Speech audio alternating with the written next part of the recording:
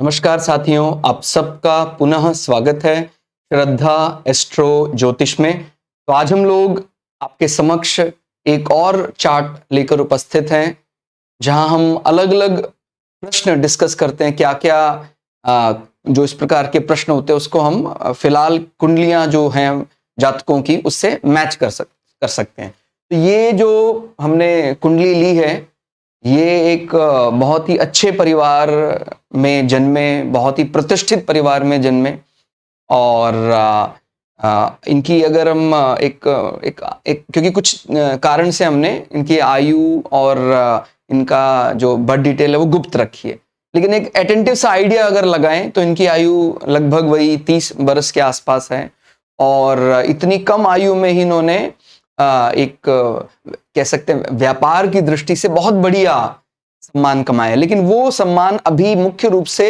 ये फादर को समर्पित ज्यादा मानते हैं, यानी पिता से ज्यादा बनाया हुआ इस प्रकार मानते हैं और इनको अपनी खुद की विक्ट्री का इंतजार है कि वो जो बड़ा पार्ट है वो मैं कैसे डेवलप कर पाऊंगा। तो हालांकि अभी भी ये बहुत अच्छी स्थिति में है, बट फिर भी ये ऐसा मानते हैं कि नहीं, मैंने अपने दम पर कुछ चीजें बनानी है, उनका सही समय और कब आएगा। तो शुरुआत करते हैं। देखिए, जब भी कोई चार्ट हम देखते हैं तो हम लग्न पर विचार करते हैं, भाई लग्न अपने को क्या मिला हुआ है। तो लग्न यहां सिंह लग्न है और लग्नेश की स्थिति क्या है। सिंह लग्न वैसे भी इमेज लग्न से बनती है हमारी रियल इमेज, तो सिंह लग्न सभी लग्नों का हम राजा मानते हैं। तो आदेशात्मक मुद्रा यानी समाज में इमेज ऐसी बनेगी कि हाँ ये इनका आदेश हमें मानना चाहिए, यानी जो राजा का लग्न है वो सिंह लग्न है। ठीक हो गया, इस अंतर को समझना है। कई लोग बहुत ज्यादा ऑर्डर देते हैं बट उनके ऑर्डर को कोई मानता नहीं है। ठीक हो गया, मानता नहीं मींस वो इमेज वैसी नहीं जा रही है ऑर्डर वाली। कई लोग बहुत बॉसी नेचर अब इंटरनली होते हैं, माने उनकी राशि जो है वो सिंह राशि है, लेकिन उनको जो लग्न मिल गया, लग्न उनका अलग प्रकार का लग्न आ गया, सपोज वो कर्क लगन आ गया, तो क्या होता है वो वैसे अपने हिसाब से तो ऑर्डर देता है, लेकिन समाज में इसकी इमेज जाती है कि नहीं ये प्रजातंत्र, प्रजा में मिलकर रहना, ये विचार चला जाता है। अभी क्या है इनका कर्क राशि सिंह लग्न, ये इंटरनली आंतरिक दृष्टि से देखें तो राशि वाला पार्ट क्या कहता है कि भाई ये सबके साथ घुल मिलकर चलते हैं, लेकिन इनको जो समाज में इमेज मिल रही है वो सिंह लग्न से मिल रही है। ठीक हो गया। और फिर हमने लग्नेश पर विचार किया, तो लग्नेश 12 डिग्री कर होकर रोहिणी नक्षत्र में बैठे हैं और जब भी हमारा दोपहर के आसपास जन्म होता है, 12:30 साढ़े 1 बजे के आसपास जन्म होता है, उस समय सूर्य दशम भाव में होता है। तो ये अभिजित मुहूर्त बोलते हैं इसको। दिन में कोई ऐसा विजय संबंधी कोई काम जहां हमें जीत हासिल हो, ऐसा कोई काम करना है तो कौन से समय पर करना चाहिए। अगर कोई ऐसा मुहूर्त हम नहीं निकाल पा रहे तो अभिजित मुहूर्त, तो ये 10वें भाव का सूर्य चला गया। ठीक हो गया। और सूर्य के साथ ही यहां धनेश और लाभेश होकर, यानी दूसरे भाव का स्वामी और 11वें भाव का स्वामी होकर बुध महाराज भी बैठ गए। ठीक हो गया। और बुध आदित्य योग है और अच्छा खासा गैप है। सूर्य की डिग्री 12 डिग्री 16 मिनट है, बुध की डिग्री 25 डिग्री 20 मिनट है। कई व्यूअर्स ने ये कमेंट किया कि सर आप डिग्री पर बहुत ज्यादा नहीं बोलते हैं, आप प्लीज हमारे पुराने वीडियो भी देखें, हमने डिग्री पर बहुत बोला है, लेकिन हाँ डिग्री पर मैं नेगेटिव मैंने नहीं बोला है। नेगेटिव मीन्स वो जब नेगेटिव है ही नहीं तो नेगेटिव बोलने का तात्पर्य क्या है, बस हमें समझ में आना चाहिए। भाई क्या वृद्ध व्यक्ति का कोई अर्थ नहीं होता है क्या? क्या बूढ़ा व्यक्ति हमारे काम का नहीं है क्या? हम तो इस प्रकार से कहने लग जाते हैं जैसे सारे काम एक युवा व्यक्ति ही करता है। कि हमारे घर में न्यूली बॉर्न बेबी का, बच्चे को कोई महत्व नहीं है क्या? इसीलिए डिग्रियों को इस प्रकार से नहीं लेना है कि भाई नवजात है ये तो न्यूली बॉर्न बेबी की तरह है, क्या करेगा ये। घर में एक जो पॉजिटिव एनर्जी क्रिएट कर लेता है, जब हमारे घर में कोई बच्चे का जन्म होता है पूरी घर में एक एनर्जी आ जाती है, कुटुंब जुड़ जाते हैं। इसी प्रकार से कोई अनुभवी व्यक्ति है, बहुत चाहे वो कुछ ना कर रहा है, फिजिकली वो कोई मदद नहीं कर रहा है, लेकिन एक बहुत बड़ा मेंटल सपोर्ट रहता है हमारे घर में। अगर कोई दादा परदादी ऐसी हैं, ठीक हो गया, तो हर चीज को हमें फिजिकल उससे नहीं देखना कि भाई कितना मैं कर सकता हूं, यूआई प्लैनेट का कई लोगों ने केवल बल जाना है, इस प्रकार से नहीं है। ठीक हो गया, हम कई काम के लिए यूआई डिग्री अच्छी मान लेते हैं, लेकिन इनका भी अपना एक महत्व है, या कहें जो हमें मिला है वो सब अच्छा ही है ना, क्यों इसमें जा रहे हैं कि भाई उसको ये मिला है, तभी द्वंद आता है। ठीक हो गया, स्टैंडर्ड नोटेशन बनाई गई है कि कुटुंब का मतलब ये होता है, लेकिन किसी तपस्वी के लिए कुटुंब का मतलब एकांतवास होता है, यानी उसको किसके साथ आनंद आता है, उसको एकांतवास में सब मिल जाता है। ठीक हो गया, इसलिए एक संसारी व्यक्ति के लिए क्या सही है और एक आत्मज्ञानी व्यक्ति के लिए क्या सही है, वो एक ही मापदंड पर तोला नहीं जा सकता है। ठीक हो गया। ऐसे ही कल मैं परसों देख रहा था, किसी व्यक्ति ने कहा कि सर भगवान राम के तो सभी ग्रह उच्च के हैं, उनका जीवन तो बड़ा संघर्षमय रहा, तो आपको क्या लगता है, माने उच्च के ग्रह केंद्र में आते हैं तो जीवन में हम माने रेस्पॉन्सिबिलिटी खत्म हो जाएंगी क्या उच्च के ग्रह आने से? जितना ज्यादा बलि चार्ट होगा उतनी ही बड़ी रेस्पॉन्सिबिलिटीज होंगी। ठीक हो गया, तो इस प्रकार से नहीं समझना है कि मेरे उच्च के ग्रह तो मुझे भोग करने के लिए बहुत वस्तुएं मिलेंगी, इस प्रकार से नहीं समझना है, प्लीज इस बात को समझें। आपके चार्ट में 2 ग्रह उच्च के हैं, ठीक है भाई, हम अच्छा अपने को मिलेगा। 3 ग्रह उच्च के, अब हमारा पद बढ़ता जा रहा है, उतनी ही बड़ी रेस्पॉन्सिबिलिटीज भी आएंगी। ठीक हो गया, तो एक तो सौभाग्यशाली होता है, एक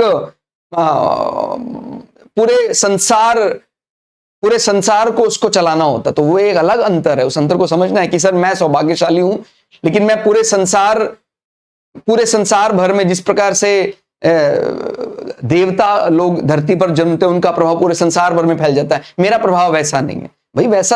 आपको वैसा कीमत भी चुकानी पड़ती। उच्च के ग्रहों का मतलब होता है ज्यादा से ज्यादा एंगेजमेंट संसार में।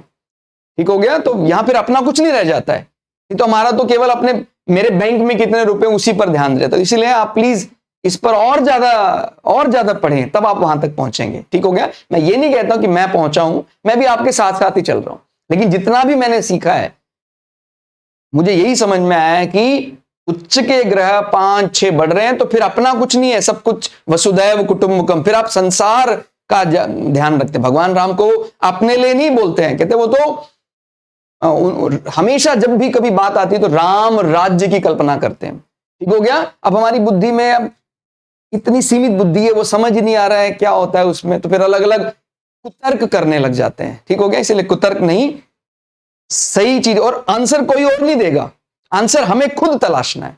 ठीक हो गया, हम इस प्रकार से करने लगे थे सर आंसर अभी दीजिए, ऐसा संभव नहीं होता है। आंसर या उत्तर किसी को चाहिए अपने जीवन का, तो उसको खुद ही तलाशना होगा। ठीक हो गया, कोई व्यक्ति ज्यादा से ज्यादा एक गाइडलाइन दे सकता है, रास्ता दिखा सकता है, लेकिन अगर सच में ही कोई व्यक्ति जानना चाहता है तो विनम्र होकर स्वयं ही उस रास्ते पर चले। ठीक हो गया, तो ये इतनी आसानी से नहीं मिलता। किसी व्यक्ति ने 10-10 साल ग्रंथों का अध्ययन करके कुछ जाना है और आप समझे कि हम वहां तक तुरंत पहुंच जाए, इतनी आसानी से नहीं होगा। और मान लो अगर वो बता भी दे, वो व्यक्ति कोई महापुरुष बता भी दे, तभी भी हम उसको समझ ही नहीं पाएंगे। हो सकता है मेरे लिए मोक्ष का कोई अर्थ ही ना हो, मैंने कहीं समझा ही ना हो, मुझे लगता है मोक्ष मतलब क्या, लेकिन वही हमारा फाइनल डेस्टिनेशन है। ठीक हो गया, इसलिए इतनी आसानी से नहीं आता है वो। ठीक हो गया, तो क्या भगवान राम का चार्ट है क्या कहता है, या किसी और व्यक्ति का चार्ट क्या कहता है, इसको समझने में अभी थोड़ा और समय लगेगा, और प्रैक्टिस की आवश्यकता है। ठीक हो गया, अभिजित मुहूर्त का सूर्य है और अच्छा प्रताप मिलता है। भगवान राम का भी आपको पता है दोपहर 12 बजे जन्म मानते हैं, तो सूर्य संबंध कहीं ना कहीं सूर्य का संबंध 10वें भाव के साथ जोड़कर देखा जाता है। ठीक हो गया, और मैंने बताया यहां पर धनेश और एकादशेश लग्नेश के साथ मिल गए तो उसको क्या बोलते हैं, ये एक प्रबल धन योग माना जाता है। भी लग्नेश का संबंध धनेश के साथ हो जाए या लग्नेश के संबंध लाभेश के साथ, अभी दोनों के साथ संबंध हो गए तो प्रबल धन योग बन गया। ऑफिस में, ये ऑफिस है, और सूर्य की स्थिति आप षड्बल में भी देख सकते हैं, सबसे ज्यादा स्ट्रांग है। आफ्टर मैरिज चार्ट यानी नवमांशा में सूर्य उच्च का हो गया है, बृहस्पति के साथ बैठा हुआ है, यानी इनका जो अर्धांगिनी पार्ट है, इनकी जो धर्मपत्नी है, वो इनके लिए बहुत भाग्यशाली होंगी। ससुराल पक्ष का अंदाजा भी अब हम आगे लगाएंगे। हालांकि शनि महाराज 7वें भाव में बैठे हैं, डिले तो कराएंगे, विवाह इनका 30 के बाद ही होगा, लेकिन बहुत बढ़िया होगा। ठीक हो गया, इसमें कोई दो राय नहीं है। ठीक हो गया, ये हमें ध्यान रखना है। स्वग्रही अपनी मूल त्रिकोण राशि में बैठा हुआ है। इसमें भी हम अंतर नहीं समझ पाते हैं कि सर मकर राशि का शनि कैसा है और कुंभ राशि का शनि कैसा है। मकर राशि का आपको पता है किसकी फेवरेट राशि है? मकर राशि कमांडर की फेवरेट राशि है, मंगल की फेवरेट राशि है। तो इस कारण से जब मकर राशि हमारे सप्तम भाव में आएगी तो कहीं ना कहीं ये एक जज्बा, एक इनिशिएटिव लेने वाला मंगल के गुण आएंगे ही आएंगे। हमें राशि का अपना एक अलग स्वभाव होता है, राशि का अपना एक अलग स्ट्रक्चर होता है, वो समझना है। लेकिन जो एक्वेरियस है, जो कुंभ है, वो क्या है? सभी से लाभ निकालना, हमारे शत्रु से भी लाभ निकालना जानता है एक्वेरियस। ठीक हो गया। और तामसिक ग्रह है तो फिर वो कमाने में चूकता भी नहीं है। कोई भी व्यक्ति हो, हमारा शत्रु हो, हमारा मित्र हो, वो न्यूट्रल हो, हम उससे काम निकलवा लेते हैं। तो ये कुंभ राशि के शनि की विशेषता है। और आपको पता कुंभ से शनि को कुछ ज्यादा ही लगाव है। और यहां पर भी डिग्रियां आप देख सकते हैं। माने शनि को वैसे मैच्योर माना जाता है, बहुत ज्यादा जैसे उम्र उनकी ज्यादा बताई जाती है जब उनका रूप स्वरूप पढ़ते हैं। लेकिन अभी 6 डिग्री का शनि, इसका मतलब क्या है? इनका जो पार्टनर है वो बहुत ज्यादा कर्मचारियों से लगाव रखने वाला। भाई ऐसा नहीं भाई हम सर्वेंट को केवल नौकरी दृष्टि से देखते हैं, भाई हमारा घर का नौकर है, इसको मैं सैलरी देता हूं, बस मेरा कर्तव्य इतना ही है। नहीं, हम उसके साथ हमारा आत्मीय संबंध, हम जो बोलते हैं डेमोक्रेटिक सिस्टम का जो किंग, वो कौन है? वो तो शनि है। तो इनका जो पार्टनर होगा वो जुड़ने वाला, कंपनी ऑर्गेनाइजेशन के जितने एम्प्लॉयज होंगे वो इनके पार्टनर की बहुत रेस्पेक्ट करेंगे। आप इस बात को समझ रहे हैं? एक होता है राजतंत्र, राजतंत्र यानी भाई हमारी पूरी डायनेस्टी की बात करते हैं, चला आ रहा है हमारा राजा, उसके बाद वो सूर्य से देखते हैं। लेकिन जब हम प्रजातंत्र की बात करते हैं, डेमोक्रेटिक सिस्टम की बात करते हैं, उसमें शनि का वर्चस्व है। तो इनका partner liberal form of Saturn. ठीक हो गया। तो डिले से यहां कोई दिक्कत नहीं है। किसी के भी 7वें भाव में आप देखें शनि बैठा है, अगर अपनी राशि में बैठा, उच्च का होकर बैठा है, परिवर्तन में बैठा है, कोई अच्छे राजयोग धन योग में बैठा है, तो उसको हम इतना ही कहेंगे भाई थोड़ा डिले हो सकता है विवाह में, लेकिन विवाह अच्छा होगा। ठीक हो गया। तो ये बात समझना है। और वो आफ्टर मैरिज चार्ट से भी आपको काफी क्लियर हो रहा होगा कि इनका विवाह, भाई इनके कई ग्रह है, अगर आप ध्यान से देखें यहां पर बल बहुत बड़ा चढ़ा है। लग्नेश पंचम भाव में चला गया और सूर्य के साथ बैठा हुआ है। सूर्य गुरु का संबंध बहुत बढ़िया बताते हैं। और मंगल उच्च का हो गया। जो मंगल इनके मुख्य चार्ट में डेबिलिटेटेड था, नीच का था, वो वहां उच्च का हो गया। शनि और मंगल में परिवर्तन भी वहां दिखाई देता है, वहां उसकी स्ट्रेंथ है। शुक्र उच्च का वर्गोत्तम है, सूर्य उच्च का है। तो सूर्य का मतलब आपको पता है पिता को भी रिप्रेजेंट करता है सूर्य, और गवर्नमेंट और जो उच्च अधिकारी हैं उनसे इनका सदा इन पर आशीर्वाद रहेगा, उच्च अधिकारियों का। ठीक हो गया। और पिता तो फिर उनका वर्चस्व तो है ही, समाज में पहले से ही प्रतिष्ठित है वो। तो ये बात अपने को समझनी है कि सूर्य का लग्न मिला, सूर्य अभिजीत मुहूर्त में दशम भाव में मिले, और फिर सूर्य आफ्टर मैरिज चार्ट में और मजबूत स्थिति में आ रहे हैं। तो जैसे जैसे विवाह की डेट नजदीक आ रही है या विवाह होने वाला है, सूर्य का और ज्यादा बल अपने जीवन में दिखाई देगा। ठीक हो गया। और फिर हम बात करते हैं कुटुंब धन भाव की। तो इसमें जब भी कोई भाव देखते हैं तो एक तो डिपॉजिटर यानी उस भाव का स्वामी कौन है, और वहां पर कौन बैठा है, कौन कौन देख रहा है, इसका बड़ा महत्व होता है। तो कौन कौन यहां बैठा है? गुरु। गुरु को बड़ा अनुभव है कुटुंब को संभालने का। गुरु को स्वर्ण का कारक भी मानते, सोने का कारक मानते। वो ऐसा बोलते ही है कि अगर धन भाव में गुरु हैं तो फिर व्यक्ति बहुत सा धन या बहुत सा सोना इकट्ठा करने में कामयाब हो जाता है। ठीक हो गया। तो और ये बड़ी सधी हुई राशि मानी जाती है कन्या राशि। वो मैंने कई बार बताया पहले, कन्या यानी जो नियमों का पालन करती है वो राशि कन्या राशि। मतलब ऐसा नहीं कि दूसरे नियम का पालन नहीं करते हैं, बट कन्या का मतलब ही जो अपने कन्या धर्म माने अपनी वर्जिनिटी का पालन करती है वो कन्या है। किसी भी लड़की को कन्या नहीं कह सकते, उसकी एक पर्टिकुलर डेफिनेशन उसको समझना होगा कि कौन कन्या है। तो ये आप समझना है प्लीज। तो वो नियम है, वो नियम जो उसने बनाए हैं कन्या होने के लिए, कि मैं अभी जब तक मेरा विवाह नहीं है मैं अपने रक्षा करूंगी अपने उसका, तो उसको हम बोलते हैं कन्या। ये कन्या नियमों का बड़ा पक्का होता है बुद्ध की राशि, लेकिन बुद्ध के जो गुण हमें नियमावली, बुद्ध में दो नेचर दिखाई देते हैं। बुद्ध में कुछ कुछ हास्य विनोद भी दिखाई देता है। वो किसमें है? हास्य विनोद, हंसी करना, मिथुन राशि, जेमिनाई। लेकिन जो बुद्ध का नियमावली, नियम पर चलना ज्यादा, वो कन्या राशि। ठीक हो गया।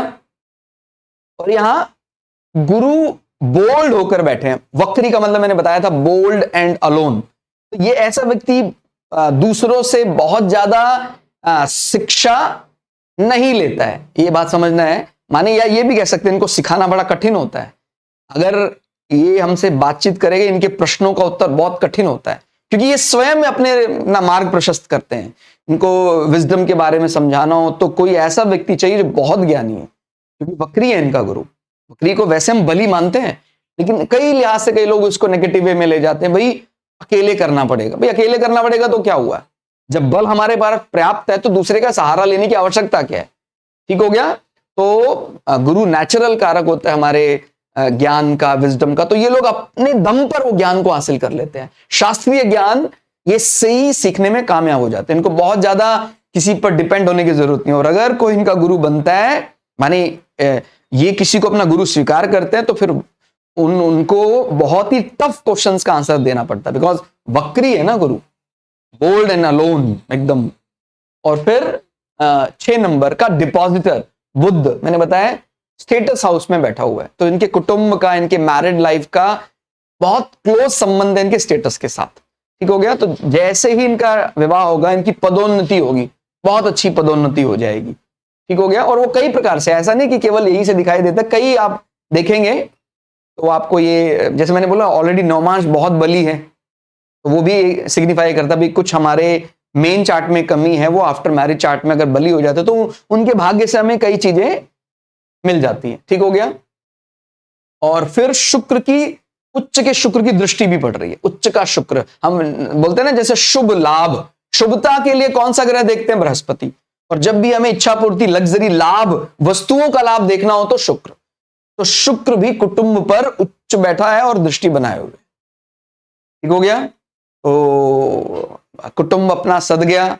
इसको धन भाव भी बोलते हैं। इसका सर्वष्टक वर्ग भी आप देख सकते हैं 27, यानी थ्रेशोल्ड से ऊपर है। तो हमने जो धन कमाया है, उस धन का सदुपयोग, उस धन को अपने ऊपर लगाने में अपने को कोई दिक्कत नहीं होती है। कई लोग बहुत धन कमाते, कई लोग केवल धन ही कमाने के लिए पैदा होते हैं, लेकिन वो अपने ऊपर उपभोग कर नहीं सकते हैं। करना चाहें तो भी नहीं कर सकते। वो अपने ऊपर धन उपभोग करने लग जाते हैं, धन आना बंद हो जाता है। अब इसको क्या बोले? सौभाग्य, दुर्भाग्य, क्या बोले? इसलिए केवल 11वें भाव के बल से इतराना नहीं चाहिए कि भाई मैं तो 11वें भाव के बल से बली। वो हमारा सैलरी जरूर है, हमने बहुत पैसा हमारे आय के रूप में हमने लिया है, लेकिन वो आय का सदुपयोग तो धन भाव ही कर सकता है ना। इसलिए दोनों में समन्वय बड़ा आवश्यक है। यहां पर एक अच्छा समन्वय है।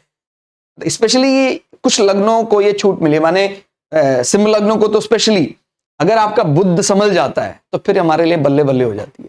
हमारा धनेश भी वही है, हमारा आयेश भी वही है, बट इसमें नेगेटिव भी हो सकता है। अगर जाएगा तो दोनों ही चला जाएगा। ठीक है। तो यहां बहुत मतलब सावधानी रखनी। हालांकि चंद्र कुंडली से हम एक अलग एंगल भी देखते हैं। चंद्र कुंडली यानी मेरा जो पर्सनल मैटर, मैं क्या प्रिज्यूम करता हूं, मेरा अगर चार्ट है, लेकिन उसकी इमेज अगर समाज में खराब जा रही है, मैं तो बहुत अच्छा कमा रहा हूं अपनी दृष्टि से, बट समाज में बोलते हैं यानी तो निठल्ला है, कुछ नहीं करता है, तो ये भी तो अच्छा नहीं है ना। इसीलिए लग्न से भी वो अच्छा आना चाहिए। कई दफा है लोग बहुत बहुत बढ़िया पैसा बनाते हैं, लेकिन उसको क्या बोलते हैं समाज में, कहता है ये कुछ करता भी है, नहीं करता है, ऐसी इमेज भी बन जाती है। तो वो भी, उसका भी माने लग्न का बहुत ध्यान रखा जाता है, या कहें लग्न का ही ध्यान रखते हैं इस विषय में तो खासकर। ठीक हो गया। तो ये हमारा आयेश और ये हमारा धनेश, दोनों धन योग में स्टेटस हाउस में बैठा हुआ है। ये हमारा कुटुंब, फैमिली गैदरिंग को भी बताता हूं, गुड गैदरिंग। जुपिटर बैठा अनुभवी व्यक्ति है, और स्थान देने वाला कौन है? बुध है। शुक्र की दृष्टि पड़ रही है, और क्या चाहिए अपने को? फिर आता है तीसरा भाव। तीसरा भाव ये हमारा पराक्रम, हमारा कम्युनिकेशन स्किल में समझना अंतर। देखिए, अगर किसी से कोई आध्यात्मिक बातचीत करनी है, कोई ऐसा धर्म पारायणता, कोई एस्ट्रोलॉजी, इस प्रकार के विषय पर बात करेंगे तो दूसरे भाव से। कोई हम बिजनेस डील, प्रेजेंटेशन, कोई बैंक पॉलिसी, इस प्रकार की चर्चाएं कर रहे हैं तो तीसरा भाव। ठीक हो गया। अब अलग अलग अपना अपना महत्व है। अब एस्ट्रोलॉजर का या कोई ऐसा क्या कथावाचक का अगर तीसरा भाव बहुत बली है तो आप क्या एक्सपेक्ट करेंगे कि यार वो सांसारिक कैलकुलेशन में तो बहुत बढ़िया है, लेकिन जब आध्यात्म पर जाते हैं तो कुछ कमी हो जाती है।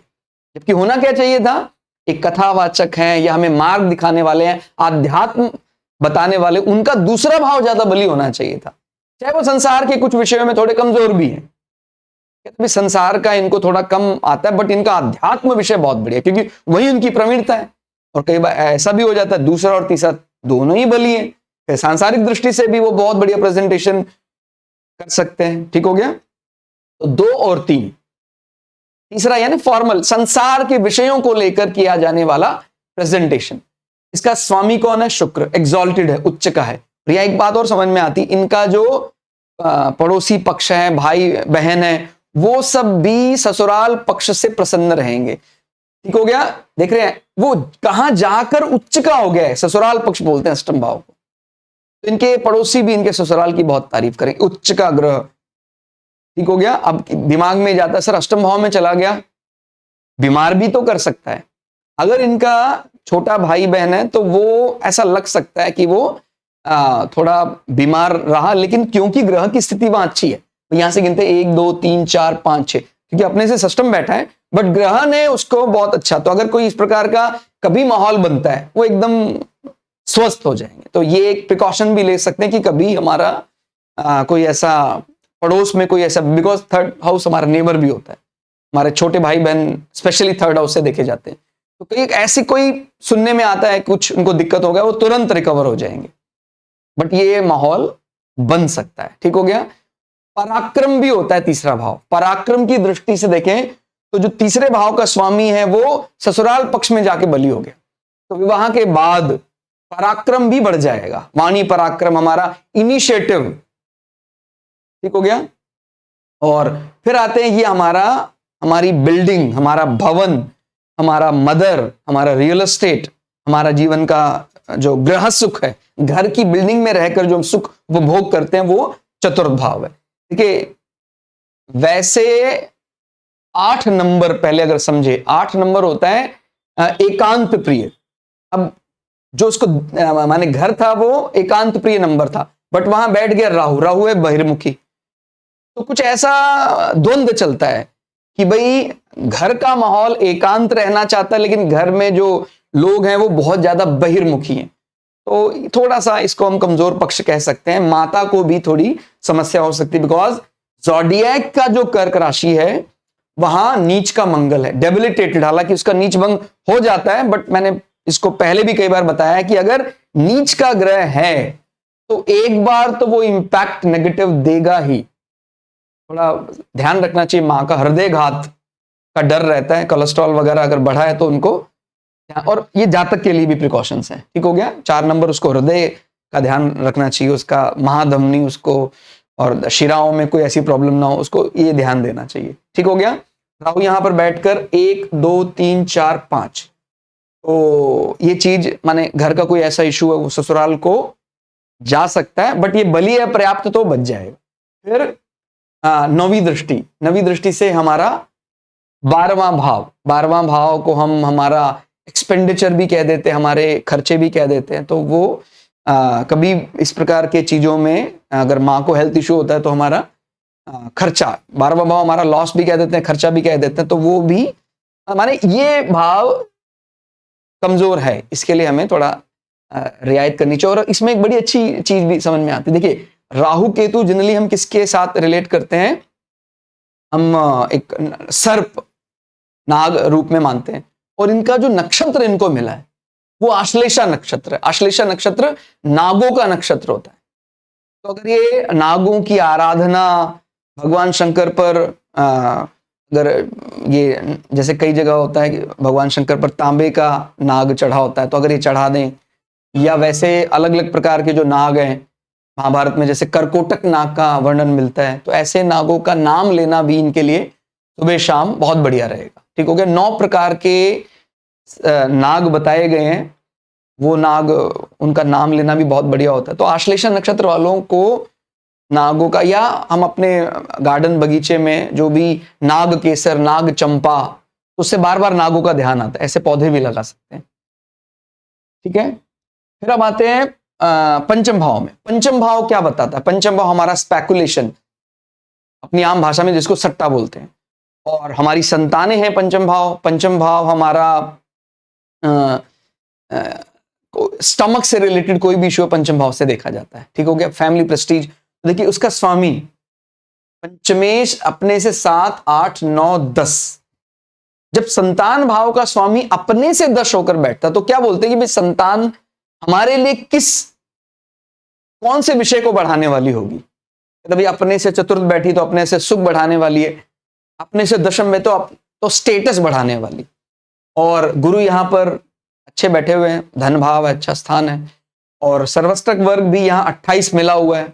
स्पेकुलेशन यानी अगर कुछ ट्रेडिंग करना चाहते हैं तो उनको छूट है। लोगों को साफ मना कर देते भाई आपको शेयर मार्केट में बिल्कुल नहीं जाना है, बट ये जा सकते हैं। ठीक हो गया भाई। स्पेकुलेशन हाउस का लॉर्ड कहां बैठा? धन भाव में बैठा है, बिल्कुल कर सकते हैं। और स्टमक की जहां तक बात है वहां भी कोई ऐसी प्रॉब्लम नहीं है। बाकी वक्री ग्रह होते तो थोड़ा सा अपने भोजन को खुद ही नियंत्रित करके वो काम कर, मैं बोल रहा बोल्ड एंड अलोन, ऐसा नहीं भाई कुछ भी कितना भी एक्सेस में कर ले, नहीं। वक्री ग्रह है तो वो अलोन, इसीलिए वो खाने को लेकर भी निश्चिंतता बरतते हैं। वो निश्चिंत होकर मतलब चुन कर खाएंगे, ऐसा नहीं भी कुछ भी दे दो तो ऐसा खा ले, नहीं। लोग होते हैं भाई आपने कुछ भी ऑफर किया सब खाएंगे, बाद में अपच का ध्यान, अपच नहीं हो जाए उसका ध्यान नहीं रख पाते। बट यहां पर फिर हम आते हैं हमारे छठे भाव में। छठा भाव हमारा रोग, रिपु, शत्रु, माने रिपु ही शत्रु कहा जाता है, या डेबिट क्रेडिट, ये सब छठे भाव से देखा जाता है। अब जिसका छठा भाव बली है और वो अगर लोन नहीं ले रहा है तो वो भी कुछ समझ में नहीं आता। भाई आपका छठा भाव बली है तो कहीं ना कहीं भाई बहुत क्रेडिट कार्ड रखने वाला व्यक्ति होता है। तो छठे भाव का स्वामी बिजनेस हाउस, 7वां भाव हमारा पार्टनरशिप हाउस होता है। शनि आपको पता है 7वें भाव में उसको डायरेक्शन स्ट्रेंथ मिलती है, दिशा बल, दिग बल भी बोल देते हैं। ज़ोडिएक में यही 7वीं राशि पड़ती है, तुला राशि। तो बढ़िया, माने वो पार्टनरशिप डील के लिए वो हमें लोन लेना ही है, डरने की जरूरत नहीं है। जब हमारी चर्चा हुई तो इनके मन में आया कि भाई हमने लोन लिया है, वो लोन एकदम आप पाई पाई चुका देंगे। छठा भाव हमारा ऋण भाव है, ऋण कोई ग्रसित हो जाएगा ऋण से या लोन से अगर हमारा छठा भाव बहुत कमजोर है। अब सर्वष्टक वर्ग भी पर्याप्त बली है, इसका स्वामी भी मौज कर रहा है पार्टनरशिप हाउस में, तो लोन तो लेना ही है, वो लोन हम चुका देंगे, परेशान होने की कोई जरूरत नहीं है।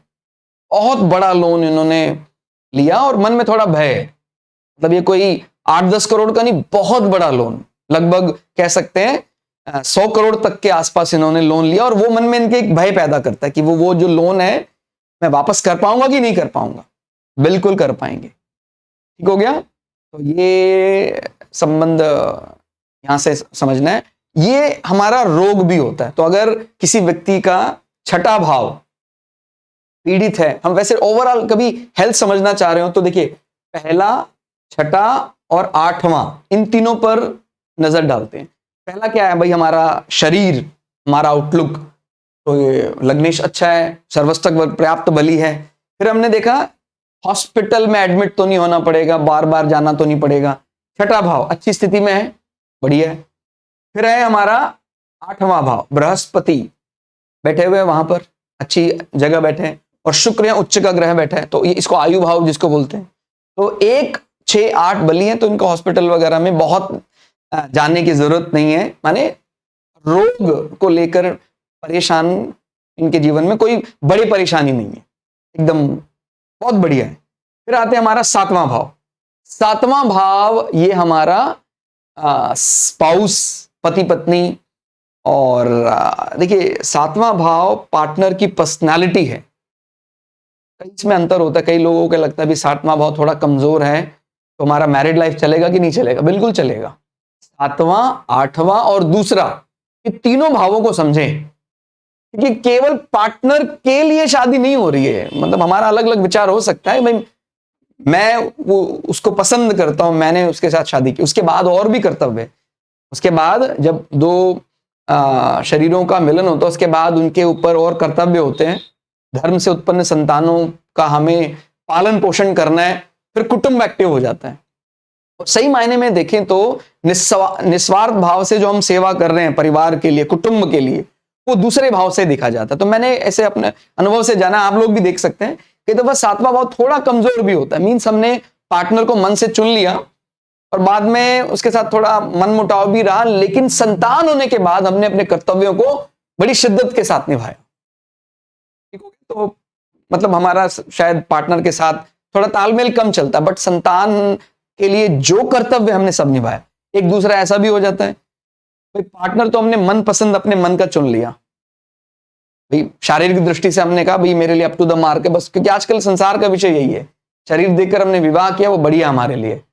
फिर हमने जब बाद में देखा कि भाई वो कुटुंब बसाने के लिए तैयार है, कहते नहीं, वो कर्तव्य की जहां बात आती है वो डिनाई कर देता है पार्टनर हमारा, तो फिर वो कुटुंब कमजोर हो जाता है। तो ठीक हो गया, तो फिर हम क्या कहेंगे, हैप्पी मैरिड लाइफ कहें या ना कहें, इसका उत्तर मैं आप पर छोड़ता हूं। ठीक हो गया? तो लेकिन हाँ ये जरूर है कि विवाह कोई केवल दो शरीर मिल रहे हैं इस प्रकार से नहीं समझना है। विवाह तो एक बहुत बड़ा हमारे लिए आशीर्वाद, और उसके ऊपर फिर हमारे ऊपर कर्तव्य भी है। हमारी जो धर्म से उत्पन्न संतानें हैं उनका पालन पोषण, उनको सही राह दिखाना, वो कहां चला जाता है, फिर दूसरे भाव का विषय चला जाता है। ठीक हो गया? फिर आठवां भाव, अच्छा पार्टनरशिप के लिए भी अच्छा है, तो इनको बिजनेस पार्टनरशिप में बिल्कुल फायदा होगा, इसमें कोई दो राय नहीं है। और फिर हम आते हैं आठवां भाव। आठवां भाव क्या बताता है? आठवां भाव हमारा एक्सटर्नल ऑर्गन प्लेजर, आठवां भाव हमारा ससुराल पक्ष, अंडरग्राउंड माइनिंग वर्क, इस प्रकार। तो देख रहे हैं आप, हमारा कर्मेश आठवें भाव में आ गया है, हमारा ऑफिस का स्वामी आठवें भाव में आ गया। शुक्र वैसे सुंदरता से संबंधित लग्जरी आइटम्स, और ज़ोडिएक का दूसरा भाव आपको पता है रिसोर्सेज, घर में जो जितने गैजेट्स हैं उनको रिप्रेजेंट करता है, तो उसका स्वामी होकर वो एग्जॉल्टेड है अष्टम भाव में। तो यानी घर में उपयोग होने वाली जो चीजें हैं, लग्जरी आइटम, एयर कंडीशनर और एलसीडी टीवी, एलईडी टीवी वगैरह, इनमें जो उपयोग होने वाली जो चीजें हैं, जो रिसर्च करके बनाई जाती हैं या बैकएंड पर जो तैयार हो रही हैं उपयोग होने वाली, वो उसका संबंधित कार्य कर रहे हैं।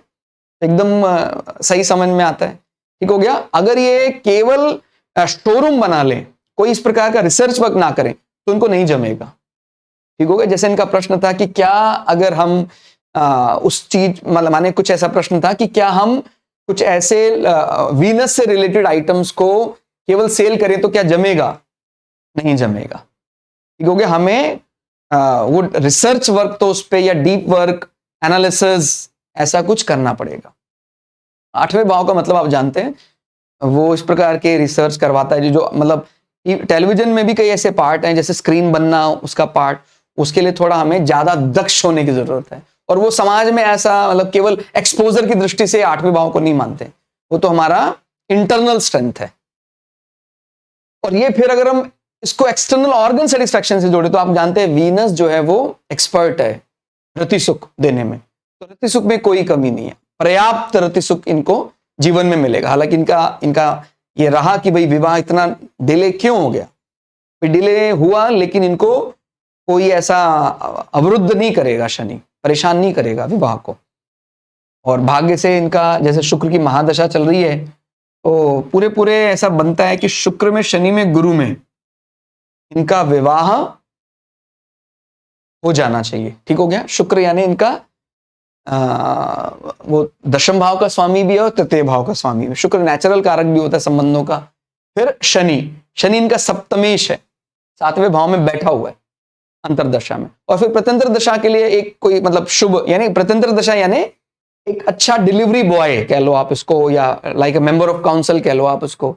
It is like central government ने ग्रीन सिग्नल दिया, फिर स्टेट गवर्नमेंट ने ग्रीन सिग्नल दिया, उसके बाद हमारा जो काउंसिल है, हमारा एरिया है, उसके मेंबर ने हमें ग्रीन सिग्नल दे दिया।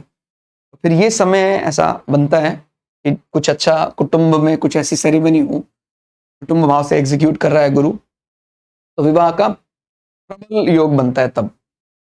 और फिर हम आते हैं नवम भाव में। नवम भाव पिता, पूर्वजों को और हमारा जो जंघा वाला पार्ट है वो रिप्रेजेंट करता है। देखिए इसका लॉर्ड डेबिलिटेटेड है, नीच का है, तो पहला फेज तो कुछ गड़बड़ होगा। जंघा वाला पार्ट, उसमें दिक्कत भी हो सकती है, कई दफा जंघा दर्द होना, ठीक हो गया, जांग वाले पार्ट का कमजोर होना, तो ये चीज भी इनको ध्यान देनी चाहिए।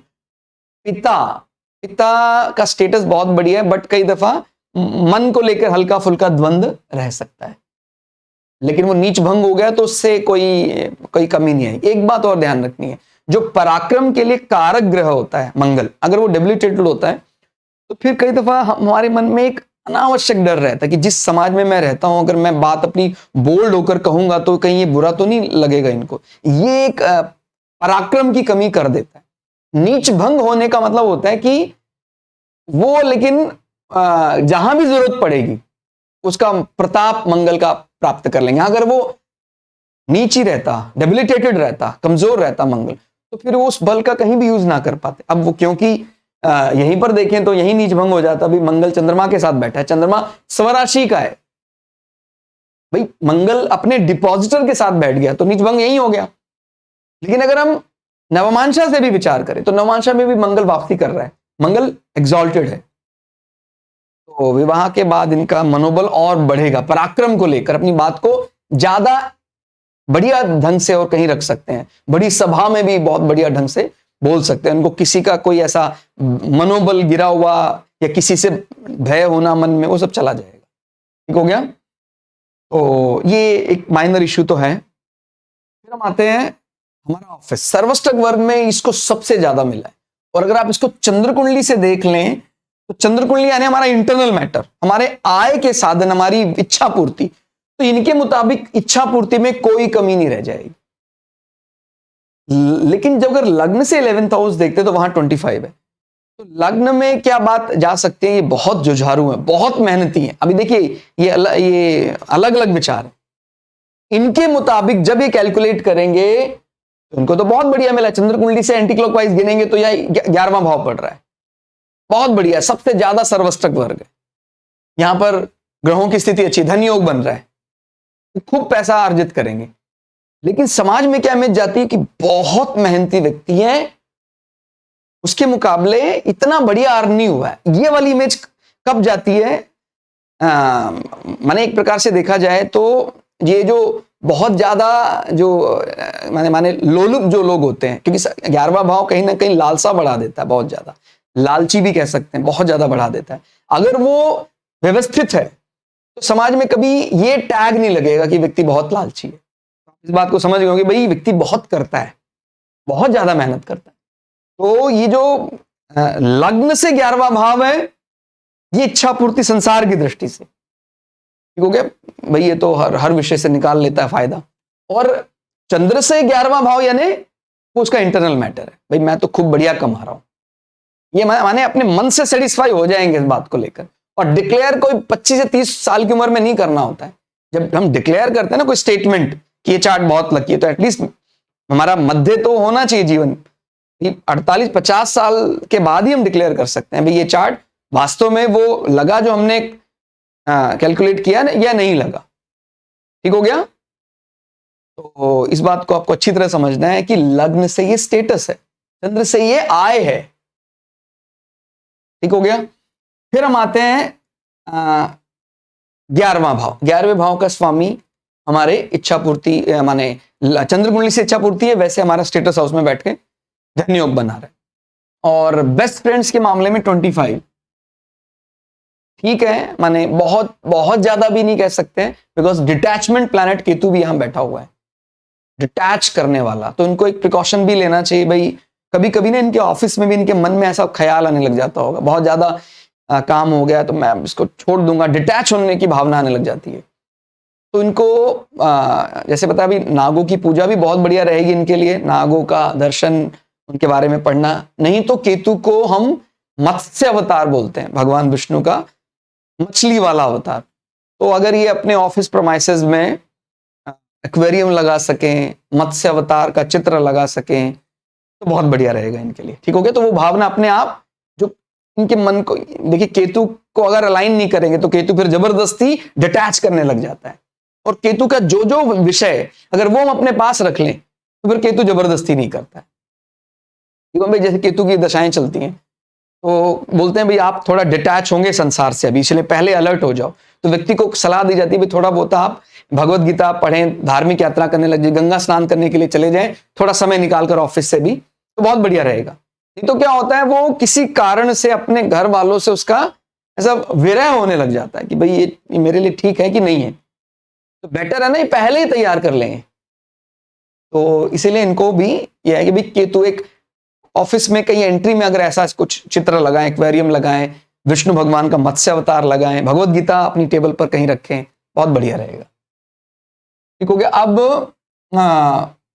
12वां भाव। 12वां भाव क्या होता है हमारा? 12वां भाव खर्चा बोलते हैं, इन्वेस्टमेंट बोलते हैं। देखिए खर्चे से कई लोग बहुत डरते हैं, बट आप भूल रहे हैं यही शॉपिंग भाव भी 12वां भाव ही होता है, जिसको शॉपिंग का आनंद उठाना है। भाई शॉपिंग का भी अपना एक आनंद है। भाई अगर हमारे पास पर्याप्त धन है तो जब हम धन खर्च करते हैं तो उसका भी एक अलग आनंद होता है। वो तो भगवान ने जो जो लिखा हुआ है वो मिलेगा ही। तो इनको शॉपिंग का भी पूरा पूरा आनंद मिलेगा, और स्पेशली जब इनको चंद्रमा की महादशा लगेगी, जैसे अभी शुक्र इनकी महादशा चल रही है, खत्म हो जाएगी, फिर सूर्य की महादशा आएगी, सूर्य में अपने स्टेटस पर चरम पर पहुंच जाएंगे, और इनकी ऐसी भावी इच्छा है कि भाई मैं कुछ ऐसा मतलब गवर्नमेंट के बहुत नजदीक जाकर काम करूं, तो बिल्कुल ऐसा होगा। सूर्य बहुत बली है इनका, पब्लिक सेक्टर के बहुत नजदीक जाकर काम करेंगे, हो सकता है उनके लिए कुछ सप्लायर बन जाए, गवर्नमेंट के लिए कुछ सप्लायर बन जाए, और इनको गवर्नमेंट कुछ ऐसा अप्रूवल दे दे, बड़ा अप्रूवल दे दे। सूर्य की महादशा में अपने स्टेटस को लेकर चरम पर हो जाएंगे।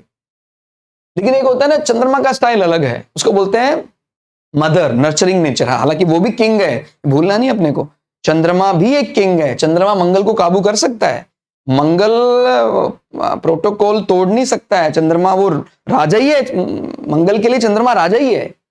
आपको ऐसा नहीं समझना कि भाई वो फीमेल जेंडर है, चंद्रमा तो मंगल उसको काबू नहीं कर पाएगा, या माने मंगल का तो कमांडर है, उसका जो हमने रैंक पढ़े हैं, ये कमांडर है, और कमांडर बाय डिफॉल्ट किंग का आदेश उसको मानना ही पड़ेगा।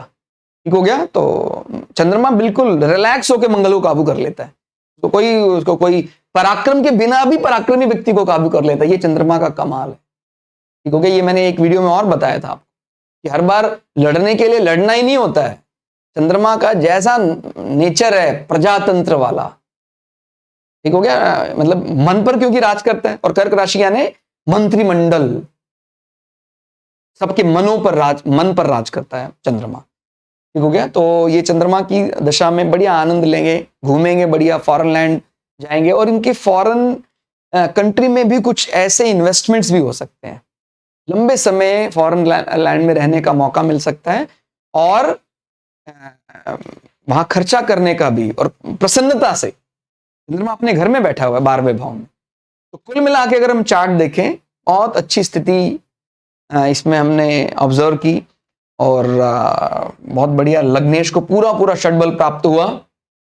ठीक है? दशाएं भी अनुकूल ही मिली है। कई दफा क्या होता है, हमारा चार्ट में कई राजयोग बन रहे हैं लेकिन दशाएं अनुकूल नहीं मिल रही हैं। दशाएं तब आई जब हमारा जीवन ही लगभग जाने वाला 75 साल के बाद हमारी अनुकूल दशाएं शुरू हुई, तो उसमें भी फिर, लेकिन हम कंप्लेन नहीं कर सकते हैं ना, क्योंकि हमारा प्रारब्ध भी तो अपने को मिलता है। चीखना चिल्लाना किस लिए? जब अपने कुछ अच्छा बढ़िया किया है तो मिल रहा है, और नहीं किया है तो आप उसके लिए तैयार है। अब चीखना चिल्लाना तो तभी भी नहीं है। रोने धोने व्यक्ति को कोई ज्यादा पसंद नहीं करता है। ठीक हो गया? पड़ोसी भी पसंद नहीं करता है, परमात्मा भी ज्यादा पसंद नहीं करता। इसलिए अगर रोना ही है तो संसार के लिए, परमात्मा के लिए रो, और वो भी प्रेम में रोना है। दो रोने में भी फर्क है।